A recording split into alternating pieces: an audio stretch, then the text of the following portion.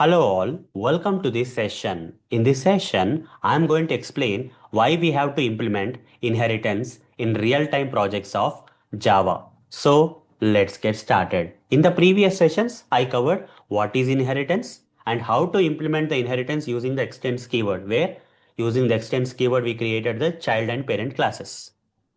That's fine, but I didn't cover one thing, that is what is the use or purpose of inheritance in Java.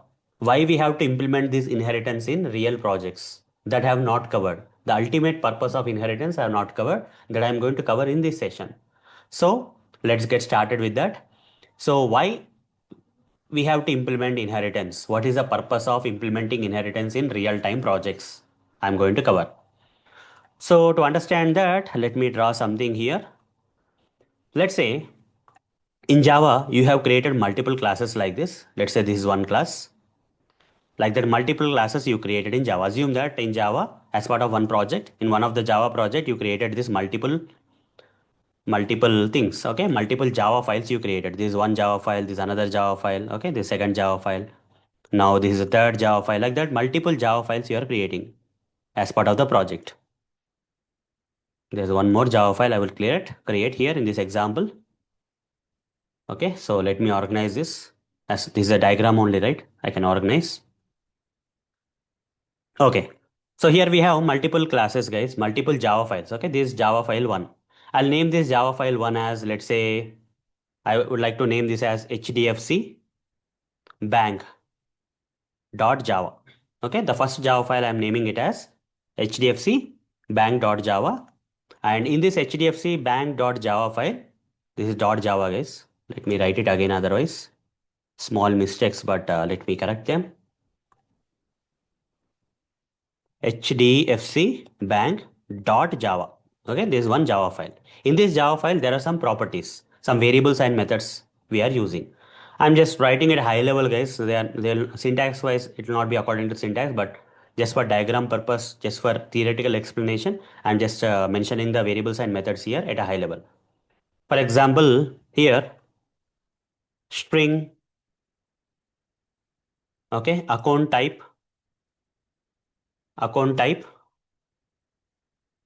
1. Okay, this is account type 1, string account type 1. Let me reduce the font size, otherwise, okay, string account type 1, then string account type 2. There are two account types. Let's say some variables here like this, and some methods also I'm going to create here.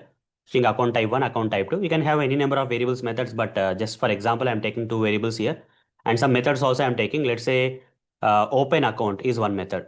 Okay, open account is one method. So I want to open the HDFC Bank account. Okay. In the HDFC Bank, we have account type one as savings account, other one is current account, like that. Okay. Now, after opening the account, I want to deposit the money. Okay. We can also deposit the money. Then the next one, transfer money, transfer money, transfer money. Then withdraw money, withdraw money, withdraw money. Okay, here transfer money, here withdraw money. Like that, some variables and methods are there in this HDFCBank.java. Okay, now the same variables and methods I want to be in other bank also. Let's say this is AxisBank. Let's say this is AxisBank.java. This is AxisBank.java. In this AxisBank.java also, in this AxisBank.java also, I want to create the same variables and methods. Let's say I took some efforts in creating the same variables and methods here in the AxisBank also.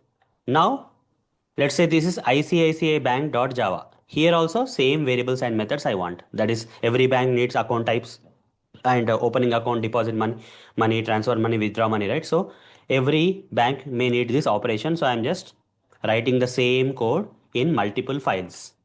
Here, ICICI Bank.java. Here, SBI Bank.java. Like all the bank Java files have the same code, yes or no? I'm repeating the code. Can you see that, guys? I'm repeating the code or not here? I'm repeating the code the code that is there in the HDFC Bank in Axis Bank. I'm repeating the code that is there in HDFC and Axis and ICICI, all the three banks in the SBI Bank. Is it a good practice to repeat the code, the same variables and methods if you are recreating again and again in multiple Java files in the single project? Is that a good practice in Java? No. We should not write any duplicate code. To overcome this problem, this kind of situation you may face in real time where multiple Java file contain the same code. What you will do in that situation? Tomorrow you also may face this situation while you are working with automation project, Selenium automation project, whatever it is. While writing the code, you are creating multiple Java files containing the same code, repeated code. What you will do? So you should not ignore, guys. Okay, you have to create a something known as parent. You have to create a class known as parent class. You create one more class, otherwise you just simply create one more class, and now move this common code between the all these Java files that you observed here into this, okay, into this class. Let's say I'll name this class as Bank.java. Okay, I'll name this class as Bank.java, where I moved all this code, right? Where I moved all this code. Now if I already have moved that code, do I need the same code in this other classes? No, right? I don't have to have this code in the other classes. Now what I will do here is, even though I am writing this particular code required by all these Java files in a single class like bank.java, but still I want to get all this code into these multiple files, what I have to do? I have to make this HDFCBank.java as a child class. I'll write HDFCBank extends bank. What will happen? HDFCBank will become the child class of the bank class. Similarly, I'll write AxisBank extends bank. Then AxisBank also will become the child class of the bank.java. Again, I will say ICICIBank space extends bank in the real Java code, I mean to say. Okay. Then ICICIBank also will become the child class of the bank, and bank will become the parent of these classes. Now, even SBIBank also, I'll say SBIBank space extends bank. Then SBIBank also will become the child class of this bank. Bank will become the parent of this SBIBank. Now, these properties will be inherited here into all these four classes. Is the problem solved with the help of inheritance? Did the problem solve? Yes, right? This is how the inheritance will solve the problem. So earlier, guys, before this inheritance, before this parent class was there, before this parent class was created for all these child classes, what was the situation? The same code, the same piece of code, the same variables and methods were part of the same class. Lot of code got duplicated, right? Here lot of code is repeated across multiple classes. Instead of that, what I have done, I simply created another class. I made this class a parent of all these classes and moved this particular common code of this class into that parent class. That's it. Now all the child classes will contain the same code because of the inheritance. All these properties will be inherited by all these child classes. Simple. Now you may ask me whether these child classes may have their own properties. Yes, apart from this common code which is inherited from the parent class into these child classes, apart from that, the child class can have its own code. For example, in the child class, you may have the child class may have its own. I'm just giving some example, guys.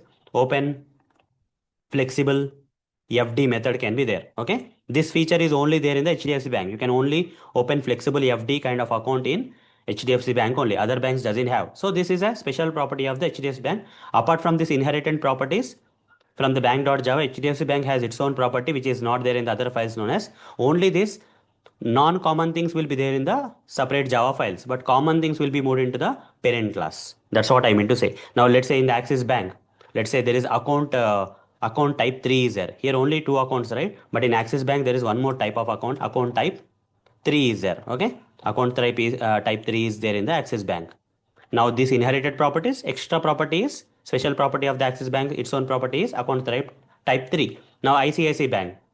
Let's say in ICICI Bank, we can also close the account. Other banks are not providing this kind of facility, but ICICI Bank is providing. Assume that close account kind of method is there. Special method is there in the ICICI Bank. Other banks doesn't have. SBI. Okay, we can have one more thing in the SBI where you can transfer money without account, some less amount of money you can transfer, guys. For that, SBI is providing a mechanism where you can transfer the money without adding the account. Generally account will take 24 hours of time, right, to get added like a beneficiary and all. That is not required if your amount is very less, let's say 5,000 or 10,000. You can simply send with this kind of feature which is there in the SBI Bank directly by giving their mobile number or some account number. Without adding itself, we can send small amounts. Okay, in SBI Bank, that kind of facility is there in SBI Bank, but other banks doesn't have.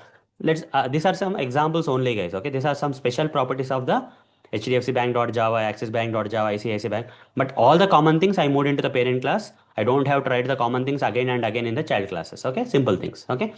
So this what is the purpose that inheritance is solving in real time projects. You will face this kind of situations tomorrow, guys. When you are working with Selenium automation projects or whatever the projects you are working of, if you are working with Java, right, as part of inheritance, you have to use this. We have multiple Java files, and in that code is repeated. Same duplicate code is repeated in multiple files. What you will do? Simply create another class, move that move that common code in multiple files into that parent class, and make all this Java files containing the same repeated code as a child classes. That's it. That's the solution, guys. Okay.